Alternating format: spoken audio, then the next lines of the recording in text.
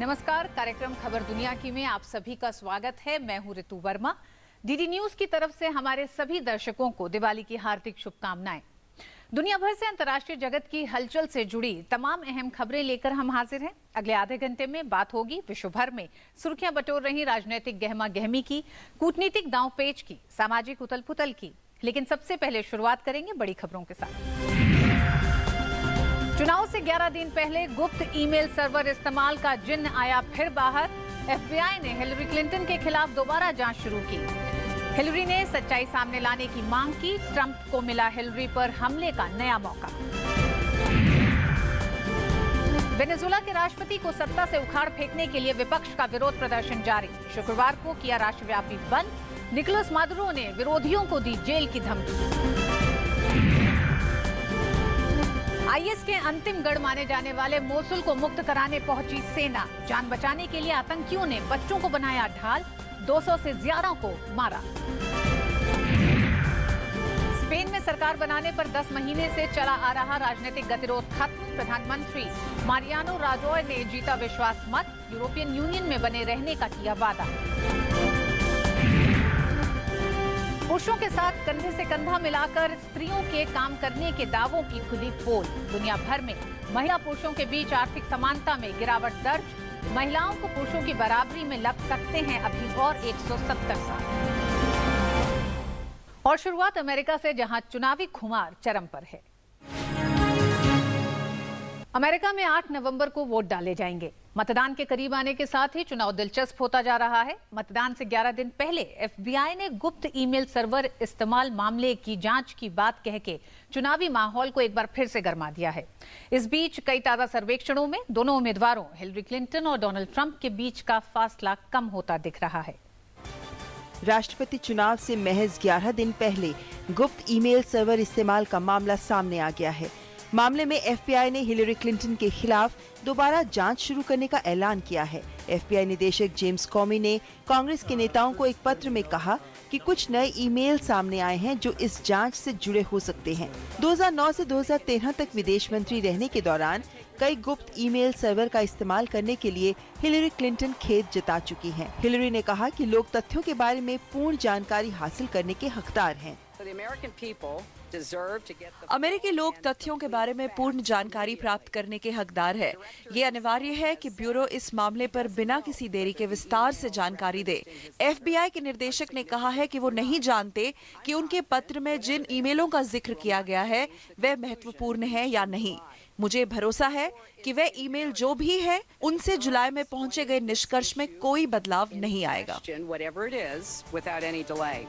Republican उम्मीदवार Donald Trump ने FBI के फैसले का स्वागत किया है।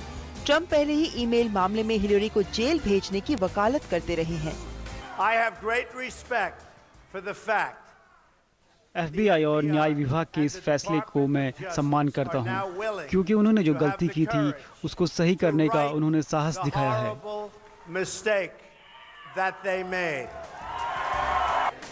मतदान करीब आने के साथ ही चुनाव दिलचस्प मोड़ पर पहुंच गया है। तमाम नकारात्मक प्रचार के बावजूद ट्रंप चुनाव में लौटते नजर आ रहे हैं। चुनावी सर्वेक्षणों में दोनों प्रत्याशियों के बीच फासला काफी कम होता दिख रहा है। 2012 के चुनाव में सबसे सही पूर्वानुमान लगाने वाले आईबीडी और टीआईपीपी के सर्वे भी हिलरी को 41.8%, जबकि ट्रंप को 41.2% मतदाताओं के समर्थन की बात कह रहे हैं। फॉक्स न्यूज का सर्वे कहता है कि बीते 2 हफ्तों में स्थिति तेजी से बदली है। क्लिंटन 44% मतों के साथ महज 3% मतों से ट्रंप से आगे हैं। सर्वे के मुताबिक ज्यादातर युवा मतदाता हिलरी क्लिंटन के साथ होने के संकेत हैं। 18 से 29 साल के युवाओं के करीब आधे वोट हिलरी को मिल रहे हैं, जबकि ट्रंप को महज 21% वोट मिलेंगे। अमेरिकी राष्ट्रपति का चुनाव अब अंतिम दौर में है। हर गुजरते दिन के साथ चुनाव दिलचस्प होता जा रहा है। अमेरिका की फर्स्ट लेडी मिशेल ओबामा राष्ट्रपति चुनाव प्रचार के दौरान पहली बार डेमोक्रेटिक उम्मीदवार हिलरी क्लिंटन के साथ रैली में नजर आईं। हिलरी को मिशेल ने माय गर्ल कहकर संबोधित किया। उन्होंने हिलरी की जमकर तारीफ भी की। वेनेजुएला में राजनीतिक गतिरोध खत्म होने का नाम नहीं ले रहा है। राष्ट्रपति निकोलस मादुरो को सत्ता से हटाने के लिए विपक्ष के नेतृत्व में चलाया जा रहा विरोध प्रदर्शन काफी तेज हो गया है। बुधवार को हुए विरोध प्रदर्शन ने हिंसक रूप ले लिया था। विपक्ष मादुरो पर संवैधानिक व्यवस्था को छिन्न भिन्न करने का आरोप लगा रहा है, तो वहीं मादुरो धमकी दे रहे हैं कि जिसने भी संविधान का उल्लंघन किया तो उसकी खैर नहीं। सुनसान पड़ी सड़कें, दुकान, स्कूल, बैंक और अन्य संस्थानों पर पड़े ताले ये बताते हैं कि विपक्ष द्वारा वेनेजुएला के राष्ट्रपति निकोलस मादुरो को सत्ता से उखाड़ फेंकने के लिए बुलाया गया 12 घंटे का राष्ट्रव्यापी बंद कामयाब रहा। हालांकि बुधवार की रैली के मुकाबले शुक्रवार का यह बंद थोड़ा फीका जरूर था। मादुरो ने पहले ही धमकी दे रखी थी कि हड़ताल में शामिल होने वाली कंपनी को सरकार की तरफ से दी जाने वाली रियायत का लाभ नहीं मिलेगा। इसका असर भी किसी हद तक बंद पर पड़ता दिखाई दिया। तेल की कीमतों में अचानक गिरावट से प्रभावित कंपनियों के वेतन में 40% की वृद्धि को लागू करने का मादुरो ने वायदा किया है। ये साल में चौथी बार है जब वेतन में वृद्धि की जा रही है। विपक्ष का मानना है कि देश जब सरपिल महंगाई से जूझ रहा हो तो ऐसे में सरकार का ये कदम निरर्थक हो जाता है।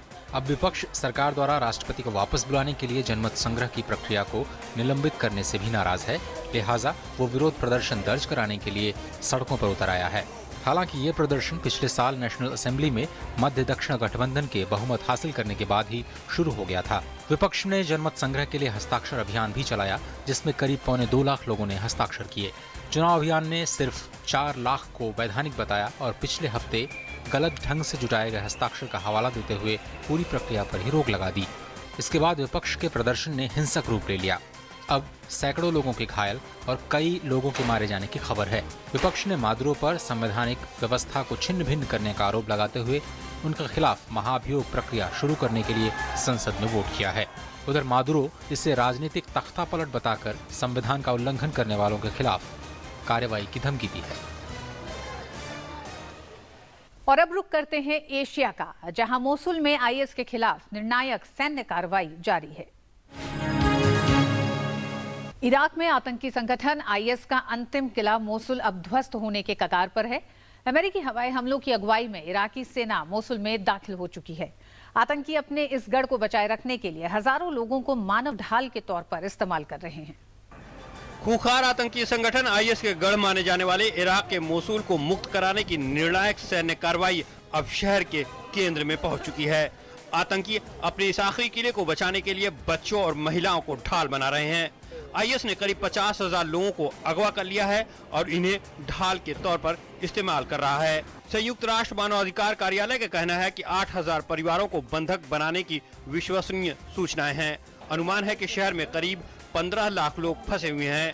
संयुक्त राष्ट्र ने बताया कि आईएस ने अपना आदेश नहीं मानने पर इराक की सुरक्षा सेवा के 190 पूर्व सदस्यों और 42 आम लोगों की जान ले ली है। मोसुल पर आईएस का कब्जा है और इराक की सेना, कुर्द लड़ाके और उनके सहयोगी सेनाओं ने शहर पर अधिकार के लिए अभियान छेड़ा हुआ है। अमेरिकी गठबंधन हवाई हमले में इनकी मदद कर रही है। अमेरिकी सेना के अनुसार अब तक 40 गांव आतंकियों के चंगुल से मुक्त कराए गए हैं। शहर के बाहरी इलाकों में कुछ सुरंगें भी मिले हैं, जिन्हें आईएस लड़ाके कवच के रूप में इस्तेमाल किया करते थे। हाल ही में आईएस ने अपनी शक्ति दिखाने के लिए रेतीली जमीन के टीले पर एक टैंक में धमाके से उड़ाकर उसका वीडियो जारी किया था। यह अमेरिकी टैंक इराकी सेना में अबराम के नाम से जाना जाता है।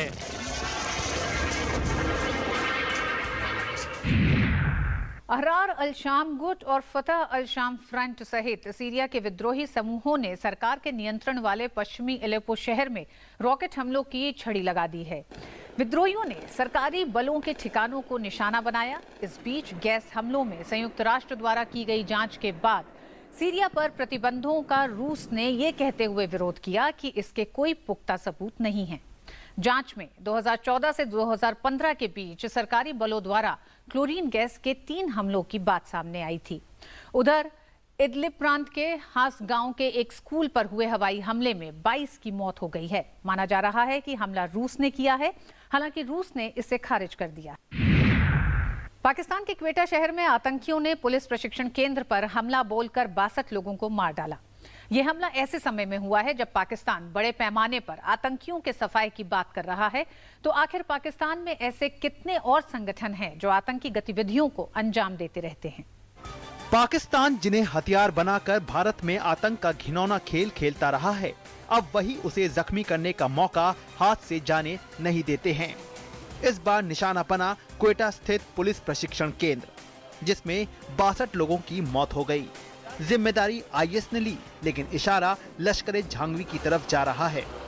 पाकिस्तान में ऐसे कई संगठन हैं जो आतंक के सहारे अपनी राजनीतिक रोटी सेक रहे हैं। भारत में 26/11 जैसे हमले को अंजाम देने वाले लश्कर-ए-तैयबा पर अमेरिका से लेकर यूएन तक ने प्रतिबंध लगा रखे हैं। फिर भी उसका सरगना हाफिज सईद धड़ल्ले से रैलियां करता है और प्रशिक्षण शिविर चलाता है। जमात-उद-दावा लश्कर की ही एक और शाखा है। कहने को तो ये परोपकारी संस्था है, लेकिन हकीकत में ये भी आतंक का पोषण कर रही है। नन्हे मुजाहिद के नाम से एक मैगजीन निकालता है। हिजबुल मुजाहिदीन की शुरुआत वर्ष 1989 में हुई थी। संगठन का मकसद कश्मीर में आतंकवाद को आगे बढ़ाना है। इसका मुखिया सैयद सलाहुद्दीन है। जैश ए मोहम्मद की स्थापना 1999 में हुई। मौलाना मसूद अजहर इसका मुखिया है। विमान अपहरण, पठानकोट और उरी हमले इसी ने अंजाम दिया। हक्कानी नेटवर्क की शुरुआत 1970 में हुई। हालांकि ये संगठन तो अफगानिस्तान से होता है, लेकिन इसका आका मौलवी जलालुद्दीन हक्कानी पाकिस्तान में ही है। 1980 में जब अफगानिस्तान में सोवियत संघ की सेना पहुंची तो हरकत उल जिहाद अल इस्लामी से कुछ आतंकी टूटे और उन्होंने हरकत उल मुजाहिदीन हुजी की शुरुआत की। इसके कनेक्शन अल-कायदा से हैं तो ओसामा बिन लादेन से कई आतंकियों की करीबी रही है। तहरीके तालिबान पाकिस्तान TTP 2007 से सक्रिय है और पाकिस्तान अफगानिस्तान सीमा पर इस संगठन की पकड़ है। लश्कर-ए-झांगवी की स्थापना 1996 में हुई। बेहद खतरनाक माने जाने वाला ये संगठन शिवा विरोधी माना जाता है। हरकत उल जिहाद अल इस्लामी का गठन 1984 में हुआ। ये पाकिस्तान स्थित पहला आतंकी संगठन बना। बांग्लादेश और पाकिस्तान में इसकी अच्छी पकड़ है। 1992 में गठित तहरीके जफारिया के निशाने पर सुन्नी होते हैं। इसे शिया दबाव वाला संगठन माना जाता है। पाकिस्तान में नवाज सरकार के खिलाफ विरोध प्रदर्शन बढ़ता जा रहा है। रावलपिंडी में हुए एक प्रदर्शन के दौरान पुलिस ने आंसू गैस के गोले छोड़े और लाठियां बरसाईं। इस बीच 2 नवंबर को इस्लामाबाद बंद का ऐलान करने वाले इमरान खान अपने फैसले पर अड़े हुए हैं। चीन की कम्युनिस्ट पार्टी ने राष्ट्रपति शी जिनपिंग को नेतृत्व का प्रमुख नियुक्त करते हुए उन्हें वही दर्जा दिया जो पार्टी के संस्थापक चेयरमैन माओ त्से-तुंग का था। साथ ही उन्हें पार्टी, सेना और सरकार का अपनी पकड़ और मजबूत करने की भी इजाजत दे दी है। इस पद की अहमियत का अंदाजा इस बात से लगाया जा सकता है कि माओ और जिनपिंग के बीच ये पद अब तक सिर्फ 2 लोगों को ही दिया है। चीन में शी जिनपिंग की सत्ता पर पकड़ और मजबूत हुई तो उधर स्पेन में मारियानो राजॉय सरकार बनाने में सफल हुए। पिछले कई महीने से स्पेन में चला आ रहा राजनीतिक गतिरोध खत्म हो गया। वर्तमान प्रधानमंत्री मारियानो राजॉय ने संसद में हुए मतदान के बाद विश्वास मत हासिल कर लिया है। राजॉय दूसरी बार देश की गद्दी पर काबिज हो गए हैं। इससे पहले हुए चुनाव में राजॉय की पार्टी को पूर्ण बहुमत नहीं मिल पाया था।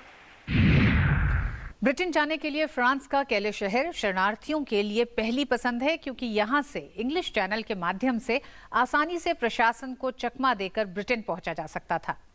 सही मौके के इंतजार में कैले में शिविरों का जंगल तैयार होता गया। फ्रांस सरकार ने इन्हें कई बार हटाने की कोशिश की, लेकिन एक तरफ टेंट उखड़ते तो दूसरी तरफ फिर खड़े हो जाते। लेकिन इस बार इसे पूरी तरह से खाली करा लिया गया है। ये दीगर बात है कि इस दौरान मानवाधिकारों की धज्जियां भी खूब उड़ी। यूरोप में शरणार्थी संकट का प्रतीक बन गए फ्रांसीसी शहर कैले के जंगल शरणार्थी शिविर को खाली करा लिया गया है। शरणार्थियों को बस में भरकर ऐसे केंद्रों पर भेजा गया जहां वो अपने शरण की अर्जी दे सकते हैं।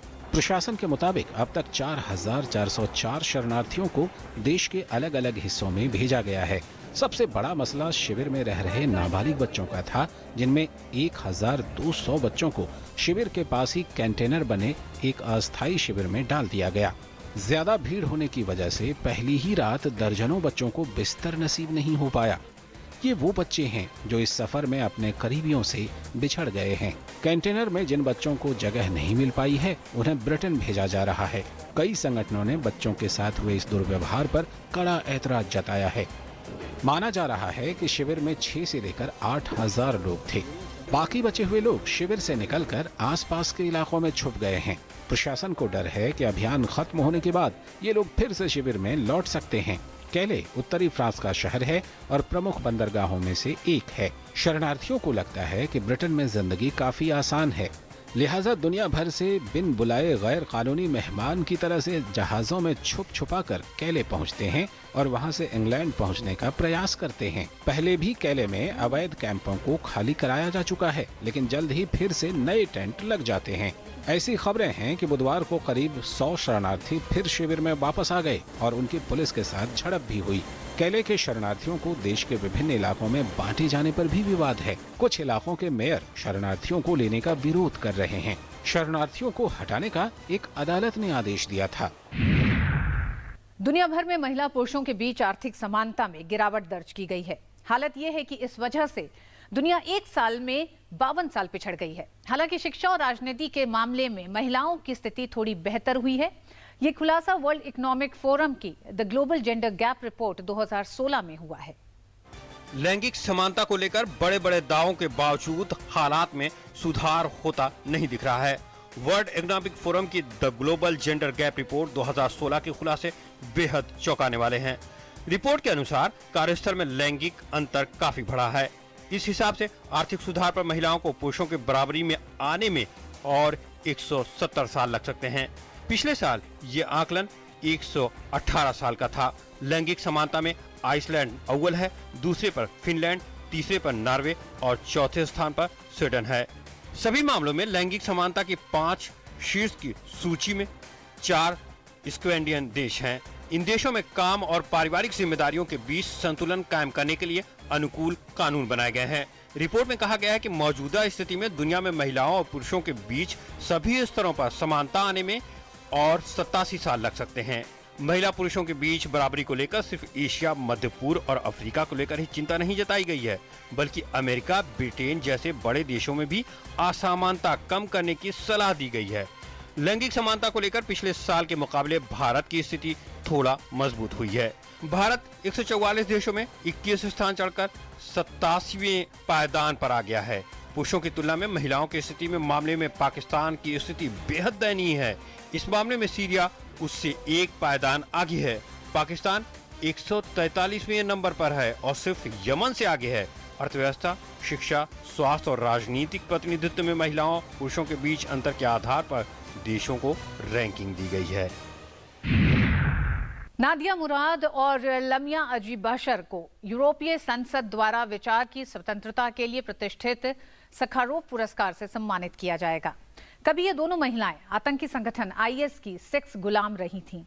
नादिया मुराद के उत्तरी इराक स्थित गांव में आईएस के आतंकियों ने कब्जा कर 5200 से अधिक यजीदी महिलाओं का अपहरण कर उन्हें सेक्स स्लेव बना दिया था।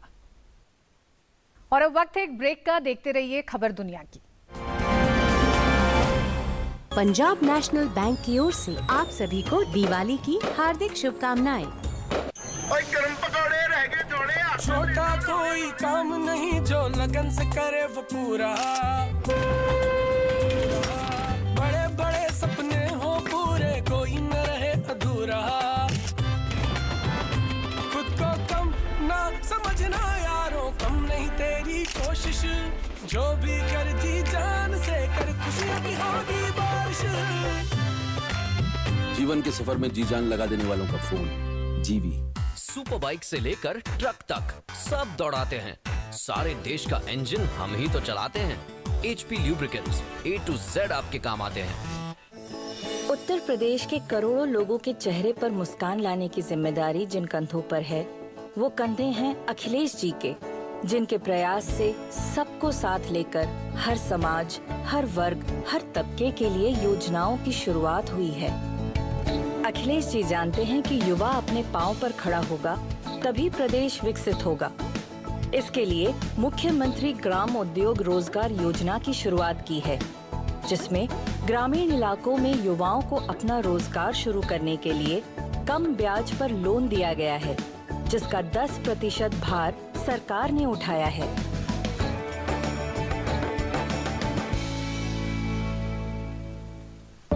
अब मैं अपने लाइफ की सबसे बड़ी मूवमेंट लीड करने जा रहा हूँ, जो इंडिया के लिए बहुत जरूरी है। आपको खड़ा होना पड़ेगा मेरे साथ टीम स्वच्छ भारत मिशन का हिस्सा बनकर, और हम सब मिलकर एक ऐसा इंडिया बनाएंगे जहाँ हर कोई टॉयलेट यूज करता हो, क्योंकि जब सब टॉयलेट यूज करेंगे तो सब प्रोग्रेस करेंगे।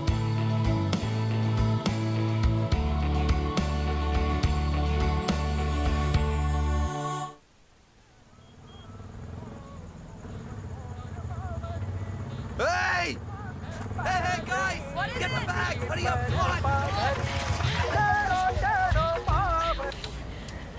Come, please sit. Come, have a seat. Look! To Arya, Rajasthan seemed a bit like this. Wow, we'll all fit. All of us.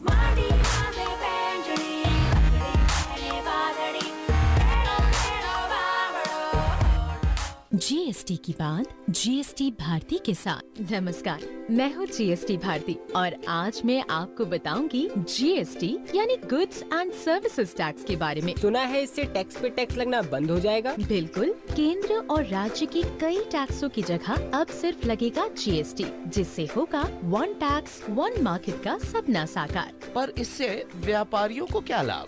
अब सिर्फ एक टैक्स रजिस्ट्रेशन, एक रिटर्न और एक ही भुगतान, तो हुई ना समय और धन की बचत। और हाँ, जीएसटी से देश में कहीं भी व्यापार करना होगा आसान। और आम जनता का क्या? इससे देश की अर्थव्यवस्था में होगा सुधार, आएंगे नए निवेश और बढ़ेगा रोजगार।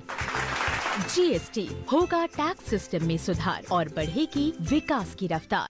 गरम पकौड़े रह गए थोड़े। छोटा कोई काम नहीं जो लगन से करे वो पूरा,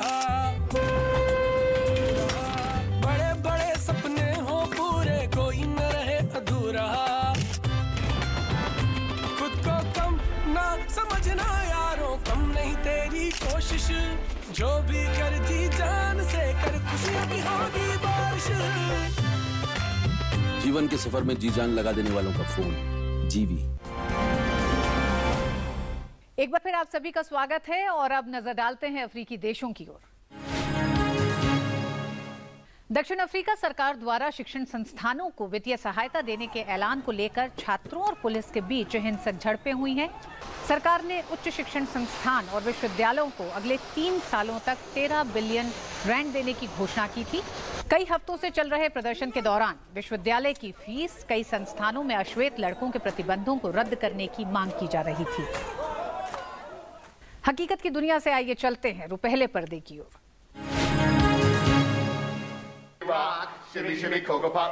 हॉलीवुड अभिनेता टॉम हैंक्स फिल्म इन्फर्नो की सफलता में कोई कोर कसर नहीं छोड़ना चाहते। इसी सिलसिले में पूरी टीम इटली में है, जहां फिल्म का प्रमोशन जबरदस्त अंदाज में किया गया। फ्लोरेंस में मीडिया से रूबरू होते समय टॉम हैंक्स ने अपनी 1998 की फिल्म बिग के गानों पर रैप भी किया। फिल्म इन्फर्नो में टॉम हैंक्स हॉर्वर्ड में सिम्बोलॉजी के प्रोफेसर रॉबर्ट लैंगडन के किरदार में हैं। बर्लिन में फिल्म डॉक्टर स्ट्रेंज का प्रीमियर आयोजित किया गया, जहां काफी संख्या में फिल्म के प्रशंसक पहुंचे थे। प्रीमियर के दौरान फिल्म के कलाकारों ने अपने प्रशंसकों से मुलाकात भी की। डॉक्टर स्ट्रेंज इसी हफ्ते सिनेमाघरों में आई है। इस फिल्म में स्टीफन स्ट्रेंज एक घमंडी न्यूरोसर्जन बने हैं जो एक शक्तिशाली जादूगर में बदल जाते हैं। कभी सद्दाम जैसे तानाशाह, अमेरिकी सेना के बम बरसाते विमान, फिर खूंखार आतंकी संगठन आईएस की बर्बरता का सामना करने वाले इराक के लोगों को दुनिया के सबसे दयालु लोगों में शुमार किया गया है। ये बात एक सर्वे में सामने आई है। सर्वे में पाया गया है कि एक महीने में 10 में से 8 इराकियों ने ऐसे लोगों की मदद की है जिन्हें वो जानते भी नहीं हैं। जिस देश में जिंदगी का भरोसा ना के बराबर हो, जहां के लोग कई वर्षों से युद्ध की मार झेल रहे हों, जहां लाखों जानें तबाही की भेंट चढ़ चुकी हो, ऐसी विपरीत परिस्थितियों में भी मेहमान नवाजी की मिसाल कायम करना, वो भी एक बार नहीं बल्कि 2 बार। एक सर्वे के मुताबिक इराक आज भी अनजान लोगों की मदद करने में सबसे आगे है, यानी सबसे अधिक दयालु है। चैरिटीज एड फाउंडेशन ने एक सर्वे किया जिसमें सवाल पूछा गया था कि अनजान लोगों की मदद के लिए कौन लोग कितना बड़ा दिल रखते हैं।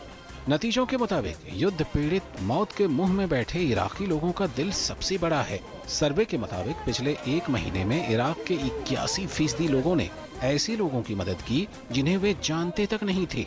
गृह युद्ध झेल रहा लीबिया इस बार दूसरे नंबर पर है, जबकि कई साल से हिंसा से जल रहा सोमालिया चौथे नंबर पर। दयालु के मामले में भारत की स्थिति में सुधार हुई है। वहीं शोध ने चीन को सबसे कम दयालु देश घोषित किया है। दरअसल फाउंडेशन 2010 से और 140 देशों के लोगों के बीच ये सर्वेक्षण कर रही थी। दूसरों की मदद करने वाले ज्यादातर लोग उन देशों के थे जो किसी विपदा या युद्ध की वजह से परेशान और बेहाल हैं। चैरिटीज एड फाउंडेशन ने उदारता को लेकर भी सवाल पूछे थे, जिसमें अमेरिका को दूसरा स्थान मिला, जबकि म्यांमार जैसे छोटे देश ने लगातार तीसरी बार पहला पायदान हासिल कर दुनिया को एक साथ कई संदेश दिए। यूरोप में अनजान लोगों के लिए समय, आर्थिक मदद और स्वेच्छा से सेवा देने में ब्रिटेन के लोग सबसे आगे रहे। वहीं मदद करने के मामले में मध्य पूर्व एशिया में संयुक्त अरब अमीरात, अफ्रीका में केन्या और लैटिन अमेरिका में ग्वाटेमाला सबसे ऊपर है। यानी सर्वे के नतीजे ये बताने के लिए काफी हैं कि आफत के समय भी समाज अविश्वसनीय लचीलापन दिखाता है, जो मानवता को और ज्यादा ऊंचाई पर ले जाने में सक्षम है।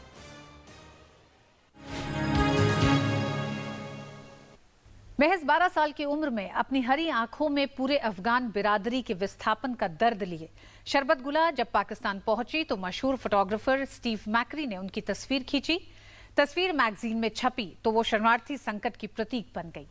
उस वक्त उन्हें अफगान युद्ध की मोनालिसा कहा गया। अफगान शरणार्थी संकट को दुनिया में पहचान दिलाने वाली शरबत गुला अब फर्जी पहचान पत्र के आरोप में सलाखों के पीछे पहुंच गई है।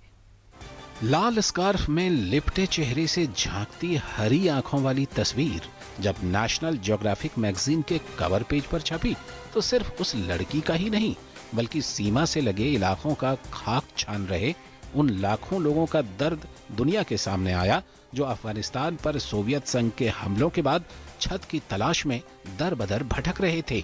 अफगानी लड़की शरबत गुला की ये तस्वीर शरणार्थी संकट की प्रतीक बन गई। उन्हें अफगान युद्ध की मोनालिसा तक कहा गया। इस तस्वीर को मशहूर फोटोग्राफर स्टीव मैकरी ने 1985 में ली थी, जब शरबत गुला पेशावर के नासिरबाग शिविर में अपने परिवार के साथ जिंदगी के मुश्किल वक्त काट रही थी। शरबत गुला उस समय महज 12 साल की ही थी। सोवियत संघ हार तो जरूर गया, लेकिन अफगानिस्तान के हालात, खास तौर पर महिलाओं के लिए जिंदगी और भी तंग हो चुकी थी। गुला की जिंदगी में कई बदलाव आ चुके थे। वो शादी कर कई बच्चों की मां बन चुकी थी। तभी फोटोग्राफर स्टीव मैकरी ने उस तस्वीर वाली लड़की को ढूंढ निकालने का प्रयास किया। 17 साल बाद 2002 में इस लड़की को फिर खोजा गया। पूरी दुनिया को हिला कर रख देने वाली खुद की तस्वीर को उसने पहले कभी नहीं देखा था, लेकिन अब किस्मत का खेल देखिए। दुनिया भर में अफगान शरणार्थी संकट को पहचान देने वाली महिला अब फर्जी पहचान पत्र के झंझट में फंस गई है। पिछले दिनों उसे पाकिस्तान में नकली पहचान पत्र बनवाने के आरोप में हिरासत में लिया गया। आरोप है कि हज पर जाने के लिए शरबत गुला ने कथित तौर पर शरबती बीबी के नाम से अप्रैल 2014 में पहचान पत्र के लिए आवेदन किया था। उस समय गुला अफगानिस्तान में अपने परिवार के साथ रहती थी। पाकिस्तान सरकार ने फर्जी पहचान पत्र बनाकर पाकिस्तान में रह रहे विदेशियों के खिलाफ अभियान चलाया है। इस अभियान में 60,675 फर्जी पहचान पत्र के साथ लोगों को पकड़ा गया है। पाकिस्तान में लगभग 14 लाख पंजीकृत अफगानी शरणार्थी हैं, जबकि 10 लाख लोगों का पंजीकरण नहीं है। खबर दुनिया की कार्यक्रम के आज के इस अंक में बस इतना ही। आप अपने सुझाव और प्रतिक्रियाएं हमें ईमेल कर सकते हैं। हमारा ईमेल आईडी है खबरदुनिया@gmail.com। चलते चलते हम आपको छोड़ जाते हैं चीन में आयोजित एयर शो के कुछ रोचक दृश्यों के साथ। हमारी पूरी टीम को दीजिए इजाजत। नमस्कार।